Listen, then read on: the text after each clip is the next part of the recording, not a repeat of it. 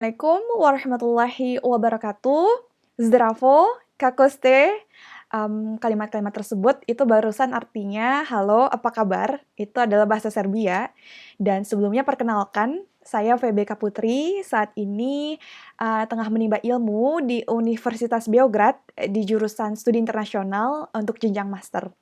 Dan alhamdulillah gitu ya, saya dapat, kesempatan untuk belajar di Serbia dengan beasiswa dari pemerintah Serbia, dalam program Svet u Srbiji atau World in Serbia.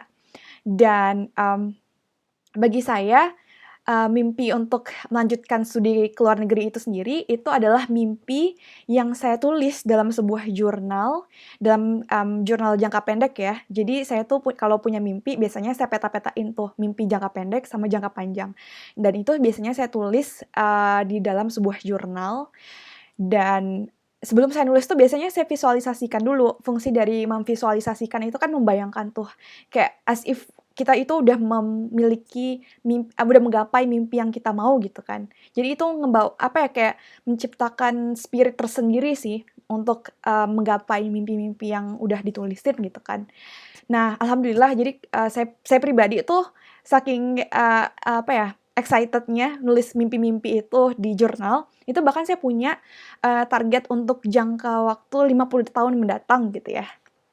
Dan, kalau boleh sharing gitu, saya tuh punya beberapa tips gitu untuk dapat, beasiswa ke luar negeri ya, khususnya untuk ke Serbia. Yang pertama itu tips dari saya, luruskan niat dan tujuan yang jelas. Nah, fungsi dari meluruskan niat dan tujuan yang jelas itu supaya kita, fokus sama satu titik dan kita nggak akan melenceng tuh. Terus juga fungsi dari niat itu, ini nanti yang akan nguatin kita di saat kita males atau lagi tergoda untuk ngelakuin yang lain, untuk nggak fokus dalam melengkapi dokumen beasiswa itu sendiri.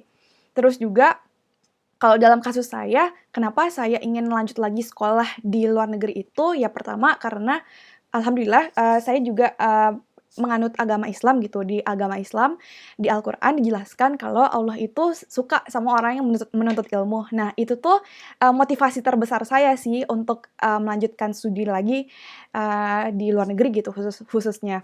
Dan saya juga tuh nggak mau tuh membebani kedua orang tua saya gitu, karena kan sudah S1, sudah ditanggung gitu sama orang tua. Dan saya tuh pengen, lebih, more financially independent gitu kan. Jadi, salah satu motivasi terbesar saya juga itu adalah, pengen lanjut sekolah lagi tanpa membebani, kedua orang tua. Terus tips selanjutnya itu, rajin mengulik informasi beasiswa secara online. Nah, kebetulan kan, generasi milenial saat ini itu kan sangat lekat ya yang sama namanya sosial media gitu. Saya pribadi memanfaatkan sosial media, Eee, ya bisa dikatakan memanfaatkanlah sosial media dalam mengulik informasi beasiswa gitu. Nah, uniknya itu pada suatu ketika, waktu itu di akhir bulan, Oktober kalau tidak salah, apa September ya, tahun 2019. Pada saat itu, rencananya pada saat itu ingin menutup akun sosial media saya, yaitu Facebook gitu ya. Nah, pada saat saya ingin, mendeaktifasikan akun Facebook saya, di situ tuh, Ikatan Pelajar Indonesia yang ada di Serbia itu tiba-tiba, eee, apa ya, postingannya itu muncul di beranda saya. Kemudian saya penasaran, "Lah ini apa ya?" Kebetulan, tahun 2016 saya juga pernah exchange ke Serbia dalam program ISEC gitu selama 1,5 bulan. Dan disitulah saya tahu tuh ada namanya Ikatan Pelajar Indonesia yang ada di Serbia. Kemudian dari situ saya follow, mereka di sosial media dan juga dari situ tuh kemudian pas banget di saat saya ingin mendeaktifasikan akun Facebook saya, di saat itu pula informasi dari, Ikatan Pelajar Indonesia yang ada di Serbia itu muncul tuh info beasiswa buka gitu kan. Terus saya buka, terus saya, bukalah informasi beasiswa tersebut gitu kan. Nah pas saya buka, itu hal yang paling mendasar itu saya baca tuh ketentuannya apa aja gitu kan. Saya highlight tuh informasi-informasi pentingnya, terus benefit apa aja yang saya dapetin dari beasiswa ini. Ternyata beasiswa dari pemerintah Serbia itu, meng-cover, akomodasi selama di Serbia gitu kan. Nah, saya highlight tuh informasi-informasi penting seperti, syarat-syarat dokumen, apa aja yang diperlukan, terus deadline-nya tanggal berapa gitu ya. Nah, setelah saya baca-baca, terus saya berpikir dan kemudian memantapkan hati, untuk berkata pada diri saya sendiri, kenapa saya nggak coba ya beasiswa ini gitu. Nah, setelah saya memantapkan hati, saya kemudian minta restu doa kedua orang tua saya, dan alhamdulillah saya mengantongi restu kedua orang tua saya untuk lanjut lagi studi, di Serbia gitu. Karena bagi saya restu orang tua itu penting banget, karena itu nanti yang akan, mendukung kelancaran studi, nantinya, gitu. Nah, mmm alhamdulillah juga pengalaman saya waktu saya abroad ke Serbia itu, tahun 2016 itu juga ngebantu saya untuk convincing, kedua orang tua saya, untuk memilih, Serbia ini sendiri, gitu. Nah, alasan saya mengapa saya memilih Serbia itu sendiri, pertama tuh saya ingin juga meningkatkan kualitas diri gitu, karena kan nanti saya akan sekolah di, sebuah negara yang, bahasa pengantarnya itu bukan bahasa Inggris ya. Jadi otomatis, dalam komunikasi sehari-hari pun, saya harus, apa ya, survive gitu, by relying on my own 2 feet gitu kan.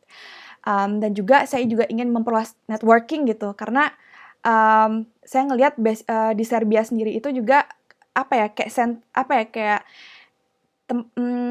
lumayan, apa ya, vibes internasionalnya lumayan terasa gitu di sini. Beasiswa ini tuh, nggak cuman untuk warga negara Indonesia saja, tetapi juga, warga negara dari, negara-negara lain seperti dari Palestina, dari Maroko, dari, Zambia, dari Suriname, dari Ghana dan lain-lain gitu. Otomatis itu juga akan memperluas networking saya gitu. Karena saya juga di dalam jurnal saya sendiri, saya tuh ingin berteman dengan orang-orang dari seluruh dunia dengan berbagai ras gitu, gitu. Jadi itu akan memperkaya, apa ya, networking saya gitu. Nah, kebetulan, alasan selanjutnya itu juga adalah kenapa saya memilih Serbia itu, saya ingin ngerasain tuh sistem yang berbeda, karena kan saya sudah merasakan sistem pendidikan di Indonesia seperti apa gitu. Jadi saya tuh pengen ngerasain, sistem pendidikan di Serbia itu kayak gimana gitu. Jadi kayak kayak memperkaya hasanah berpikir juga sih, karena kan saya sudah pengalaman di Asia, ya khususnya di Indonesia ya, seperti apa, dan kemudian saya penasaran tuh di Serbia kayak gimana gitu. Terus saya juga ingin mengenal budaya baru. Nah, karena kan waktu dulu saya exchange ke Serbia itu tahun 2016 itu kan cuma 1,5 bulan, otomatis itu nggak terlalu dalam gitu ya, kurang terlalu dalam mengenal budaya lokal. Nah, saya berharap waktu itu dengan beasiswa ini saya lebih mengenal tuh budaya Serbia kayak gimana, karena salah satu yang bikin saya jatuh cinta kepada Serbia itu adalah orang-orangnya ramah dulu, ramah sekali sehingga membuat saya memantapkan hati, ya udah saya coba lagi karena, saya coba lagi untuk, ke Serbia gitu. Karena bagi saya yang dulu saya rasakan waktu itu, Serbia itu kayak Jogjanya di Eropa gitu. Jadi orang-orangnya pada ramah, terus juga biaya hidupnya terjangkau, setara Jakarta lah kurang lebih gitu. Terus juga alasan saya kenapa saya milih, Serbia, saya tuh ingin menguasai bahasa baru gitu selain bahasa Inggris. Karena kalau di, dunia hubungan internasional, menguasai bahasa asing selain bahasa Inggris itu adalah sebuah nilai tambah gitu. Dan bagi saya, kalau saya bisa bahasa Serbia, itu artinya saya bisa, travelling ke 6 negara, dengan menggunakan bahasa Serbia. Karena kan dulu sebelum, Serbia itu berganti nama menjadi Serbia, sebelumnya, Serbia itu adalah bagian dari sebuah negara bernama Yugoslavia yang kemudian pecah pada tahun 1990-an, menjadi 6 negara gitu. Ada Kroasia, ada Bosnia, dan lain-lain gitu. Otomatis, kemampuan bahasa asing ini juga akan mempengaruhi, cara berpikir saya dan, apa ya, memperluas hasanah berpikir saya sih dengan berbagai bahasa gitu. Tidak hanya bahasa Inggris, bahasa Indonesia, tetapi juga bahasa Serbia gitu.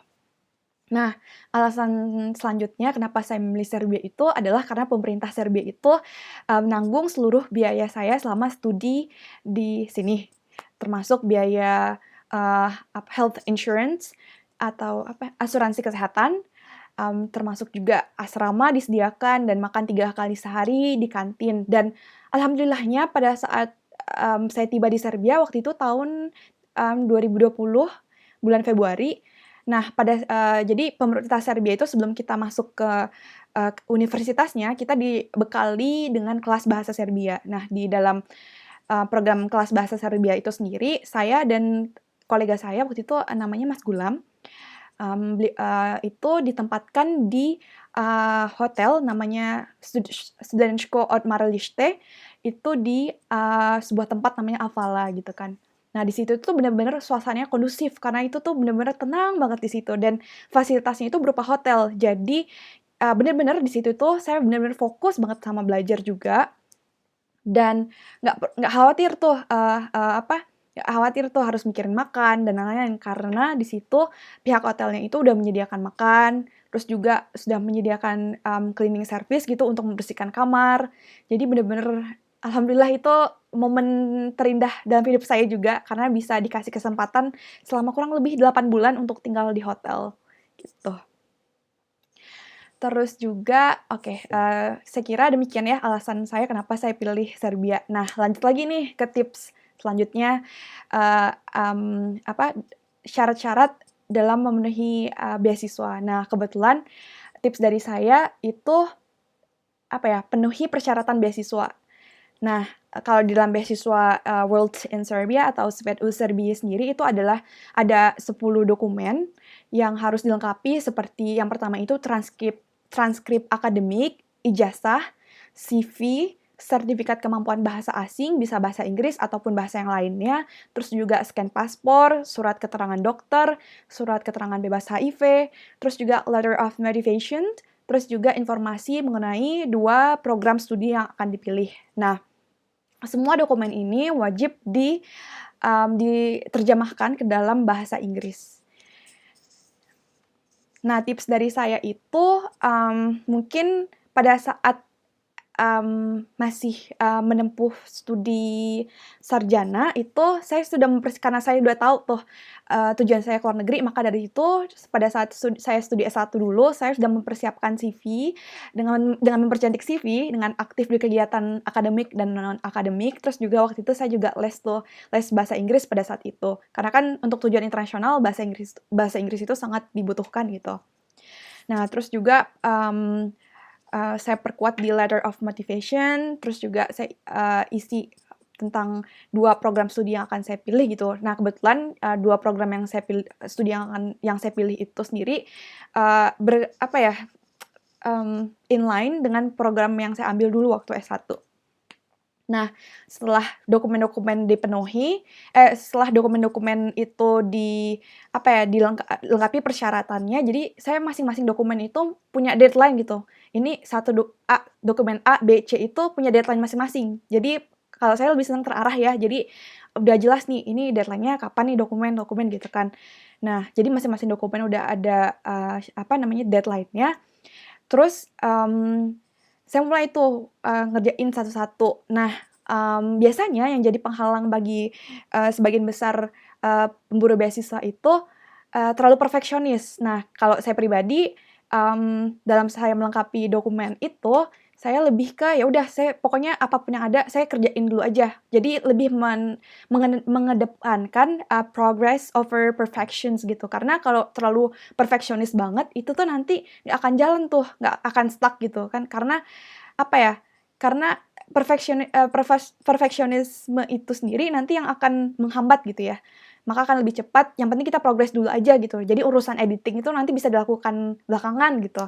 Nah, dalam proses melengkapi, dokumen-dokumen tersebut biasanya tentunya akan ada distraksi seperti, nonton YouTube dan lain-lain. Nah, pada saat, saya melengkapi dokumen-dokumen itu, saya block out tuh distraksinya. Jadi saya punya kendali akan diri saya sendiri untuk mengatakan tidak kepada distraksi tersebut.